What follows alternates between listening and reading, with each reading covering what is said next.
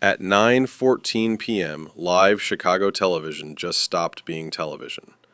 A masked figure took over the signal, and no one has ever fully explained why. No demands, no message, just static and a mask. This happened not once, but twice that night. Engineers fought to regain control of the tower. 2 hours later, it happened again, with sound. A distorted voice rambled for 90 unbroken seconds. It named a sportscaster. It hummed a jingle. Then someone hit it with a fly swatter, on air. The FCC opened a federal investigation immediately. Whoever did this had real broadcast expertise. 38 years later, the case is still open. No arrest, no confession, no confirmed name. This is the Max Headroom signal hijacking. Chicago, November 22nd, 1987. Local television still traveled through rooftop transmitters and microwave relay dishes. At WGN's studio, the 9:14 sports segment was running exactly on schedule, anchored by a local sportscaster. Then, without warning, the picture in the control room began to distort and swim. For 17 seconds, the signal belonged to someone else entirely. A swaying figure in a crude Max Headroom mask filled the screen, backed by a rotating metal panel. There were no words, just a low electronic buzz and creeping static at the edges. Engineers scrambled, switched to a backup feed, and forced the picture back before most viewers noticed.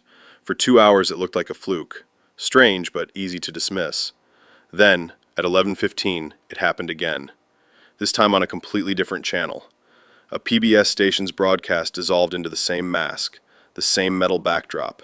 This time, for nearly 90 unbroken seconds, a distorted voice rambled and refused to stop. The voice named a local sportscaster and hummed an old soft drink jingle. It referenced an old cartoon theme, cracked crude jokes, and seemed to mock the station's own staff. Then someone else stepped into frame and struck him with a fly swatter, live on air. Investigators mapped the geography a signal like this would need, a dish and a direct line to the tower. This wasn't a prank pulled together with cheap, borrowed gear. An FCC engineer estimated the setup could cost $10,000 to $25,000, even used. That kind of equipment existed on the amateur radio market. Pricey, but not impossible to get quietly. So whoever did this had real money, real patience, and real technical training behind them. Investigators began looking hardest at disgruntled broadcast engineers first. Others floated a very different theory. Bored, brilliant students from a nearby university. Every theory offered a motive. None of them offered a shred of proof. The FCC's own case file, reviewed decades later, showed months of dead ends and no named suspect. No one confessed, no hardware was ever recovered, no one was arrested. By the early 1990s, the entire case had quietly gone cold. For years, it survived only as a strange footnote, a bootleg tape traded among hobbyists. Then the internet arrived, and Max Headroom's mask found an entirely new audience. In the 2010s, someone finally claimed they knew who did it.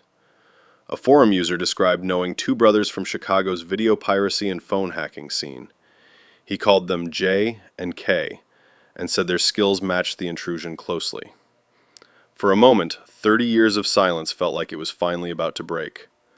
But the poster admitted he had no hard proof at all, only years-old memories and circumstantial impressions of two old friends. No names were ever confirmed publicly, no charges were ever filed against anyone. So by this point, we know this took real money, real skill, and real access to broadcast gear. But one question still doesn't make sense. Why never ask for anything at all? No ransom, no manifesto, no political statement buried in 90 seconds of static.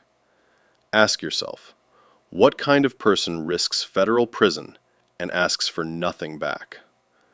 Some researchers believe that's exactly the point. Pure technical rebellion for its own sake. Others believe it was aimed at someone specific, a message only insiders understood. Both theories are genuinely plausible.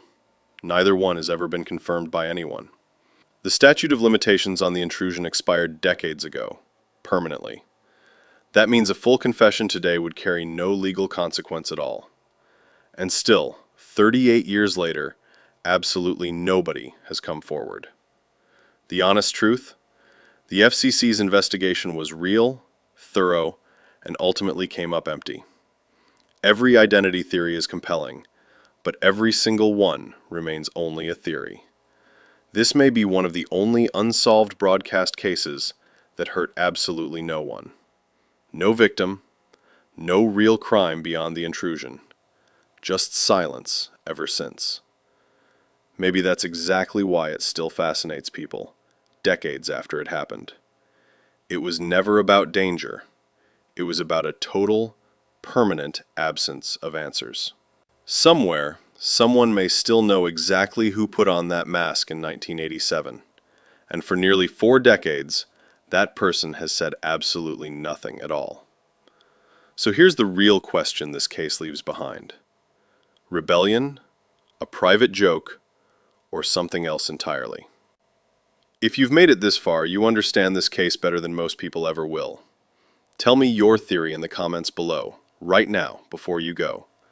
And subscribe for the next unexplained case. I'll see you there. One mystery has been uncovered. Countless more remain hidden. Subscribe to Mystery Hidden